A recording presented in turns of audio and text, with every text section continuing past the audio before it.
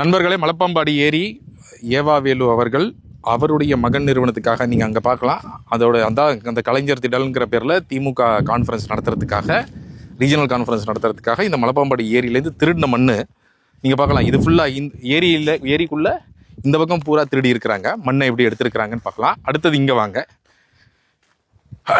அடுத்தது இங்கே வந்தீங்கன்னா இந்த பக்கம் பூரா எப்படி எடுத்துருக்குறாங்க அப்படிங்கிறது பார்க்கலாம். அப்புறம் இந்த பக்கம் ஃபுல்லாக எப்படி எடுத்துருக்குறாங்க அப்படிங்கிறத நீங்கள் பார்க்கலாம். இப்போ இது ஏரின அப்படின்னு சொன்னால் அந்த பக்கமும் இப்போ நீங்கள் இப்படி வந்து இதில் ஏறினீங்க அப்படின்னு சொன்னால் அந்த பக்கமும் எவ்வளோ எடுத்துருக்குறாங்கன்னு பார்க்கலாம்.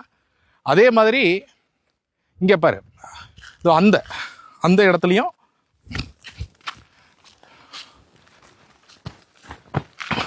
நீங்கள் இந்த பக்கமும் எப்படி எடுத்துருக்குறாங்க அப்படிங்கிறத பார்க்கலாம். ஸோ 1 2 3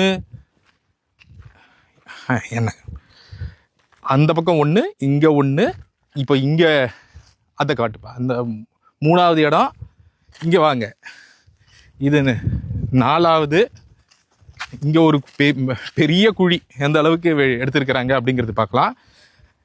இது 5வது. இப்போது இது ஃபைனலாக இது 6வது. 6வதுலேயே பார்த்தீங்கன்னா இந்த பக்கம் 1, அந்த பக்கம் 1, 6 7 பக்கங்கள் ஒரு ஏரியை முழுக்க எப்படி காலி பண்ணி இப்போ நீங்கள் இங்கே பார்க்கலாம். இங்கே ரோடு போட்டிருக்கிறாங்க. இப்போ நீங்கள் இங்கே இருங்க. இப்போ இந்த ரோடு, இது வந்து ரோடு, இந்த ஏரியிலேருந்து மண்ணை எடுத்து இப்படி ரோடு போட்டு இப்போ இப்படி எடுத்துகிட்டு போயிருக்கிறாங்க.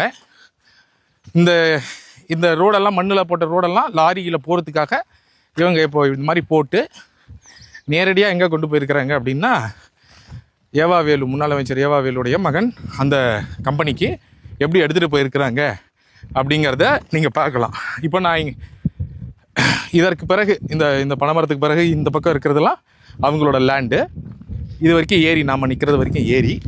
இப்போ இந்த சவர்லேயே நீங்கள் பார்க்கலாம், ஒரு பிளாக் கல் இருக்குது பார்த்தீங்களா, ஒரு 3 இது மட்டும் பிளாக் கல்லில் இருக்குது. அதற்கு பக்கத்தில் மிச்சதெல்லாம் சின்ன சின்ன செங்கல் கற்களாக இருக்குது. அந்த செங்கல் கற்களாக இருந்தது தான் முன்னாடி இருந்தது. இந்த பிளாக் கற்கள், அந்த 3 பில்லர் இருக்கக்கூடிய அந்த கேப்பு வந்து அந்த இடம் உடைக்கப்பட்டு அந்த இடம் வழியாக தான் லாரிகள்லாம் உள்ளே போய் மண்ணனைத்தும் திருடப்பட்டது.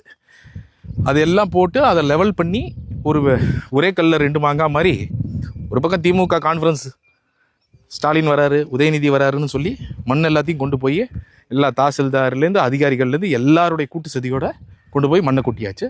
இப்போ இந்த 124 ஏக்கர் நிலம் அவர் பையனோட பேரில் இருக்கிற நிலம் 46 கோடி ரூபாய்க்கு வாங்கியிருக்கிறாரு. இப்போ அந்த இடத்துல மண்ணை லெவல் பண்ணியாச்சு. அவங்களோட ஃப்யூச்சர் பெனிஃபிட்டுக்காக அவங்க ஏரி மண்ணை திருடி இப்போ அங்கே கொட்டியாச்சு. யார் இதனால் பாதிப்பு? மக்கள், நமக்கு தான். அதிகாரிகளுக்கு எந்த அக்கறையும் இல்லை காப்பாற்றணும்னு. அமைச்சருடைய, அந்த முன்னாள் அமைச்சருடைய ப்ரெஷரில் அவங்க எந்த அளவிற்கு ஒரு ஏரியை எப்படி சூறையாடி இருக்கிறாங்க, சுற்றுச்சூழலை எப்படி சூறையாடி இருக்கிறாங்க அப்படிங்கிறது பார்க்குறீங்க. இவரெல்லாம் அமைச்சராக இருப்பதற்கு எந்த லாய்க்கும் இல்லை.